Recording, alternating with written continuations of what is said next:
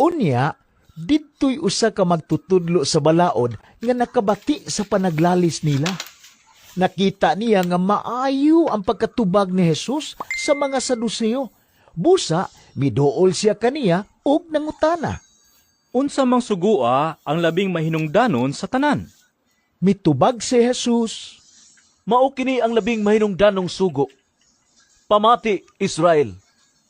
Ang Ginoo nga atong Dios, maura gayud ang Ginoo. Kinahanglan nga higugmaon mo ang Ginoo nga imong Dios sa tibuok mong kasing-kasing, sa tibuok mong kalag, sa tibuok mong salabutan, ug sa tibuok mong kusog.